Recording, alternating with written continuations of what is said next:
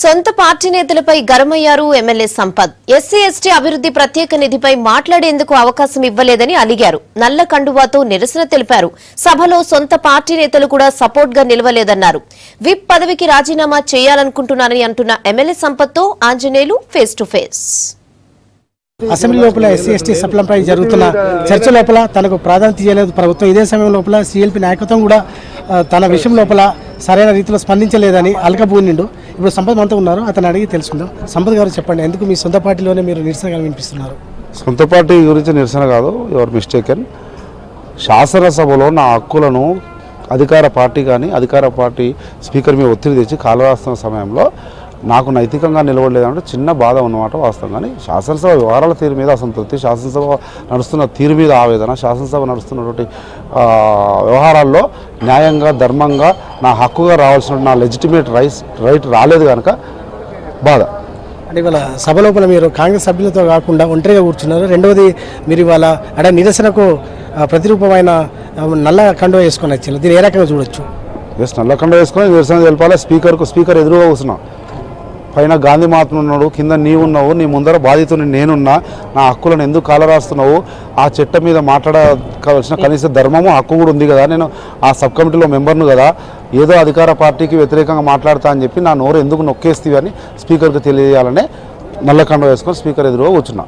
అంటే ఇప్పుడు మీ నిరసన అనేది ఇది అంటే టీఆర్ఎస్కు దగ్గర కావడానిక?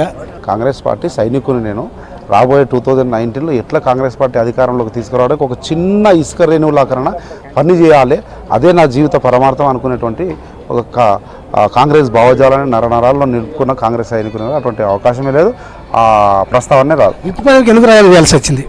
చేయలేదు, చేయాలని అనుకున్నా. ఎందుకంటే విప్పుగా నా హక్కే నాకు రావట్లేదు. నేను విప్పుగా రాసిస్తే ఎవరికి హక్కులు కాపాడగలుగుతాము అన్నటువంటి బాధలో అనుకున్నా. సెక్రటరీ గారికి ఇస్తే లేదు నాయకుడికి కావాలి. మా నాయకులతో మాట్లాడిన తర్వాత అన్ని క్లారిఫై చేస్తాను. పీసీసీ దృష్టి కానీ ఏసీ దృష్టి కానీ తీసుకెళ్తారా?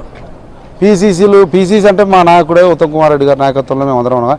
ఏఐసీసీలు ఢిల్లీకి పోయే టైప్ కాదు. నేను గల్లీ నాయకుడిని, ఇక్కడనే జానారెడ్డి ఉత్తమ్ రెడ్డి దగ్గరనే ఏమున్నా పరిష్కరించుకుంటాను. సోమవారం సభ ప్రారంభం కాబోతుంది. సోమవారం కాంగ్రెస్ సభ్యులతో కలిసి కూర్చుంటారా, విడిగా కూర్చుంటారా? 100% ఆ రోజు పరిస్థితికి అనుగుణంగా ఒకవేళ సభలో ఈ రకమైనటువంటి హక్కులను కాలరాసే పని జరగదు అని స్పీకర్ హామీ ఇస్తే అప్పుడు నిర్ణయం తీసుకొని. అంటే టీ కప్పుల తుఫాన్ మాదిరిగానే భావించవచ్చా? టీ లేదు, కప్పు లేదు, తుఫాన్ లేదు. కాంగ్రెస్ పార్టీ వట్ట వృక్షము. ఈ టీలు కప్పులతో ఏమయ్యేది కాంగ్రెస్ పార్టీలా. వృక్షంలాగానే ఉంటుంది, బరాబర్ నీడనిస్తుంది, రాష్ట్రాన్ని కాపాడుతుంది. తాను కాంగ్రెస్లోనే ఉంటా, పార్టీని మారేదే లేదు.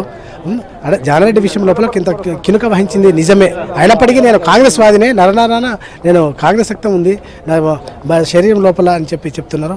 ఏదేమైనా కానీ అంటే సంపత్ వినిపిస్తున్న నిరసన గలం చివరికి ఎటు దారి తీస్తుందో అనే చర్చ కాంగ్రెస్తో పాటు ఇతర ఐక్య పార్టీలోనూ ఉంది. ఇది ఇక్కడ ఉన్న పరిస్థితి. రాజ్ కుమార్తో కలిసి బుర్ర ఆంజనేయులు గౌడ్, V6 హైదరాబాద్.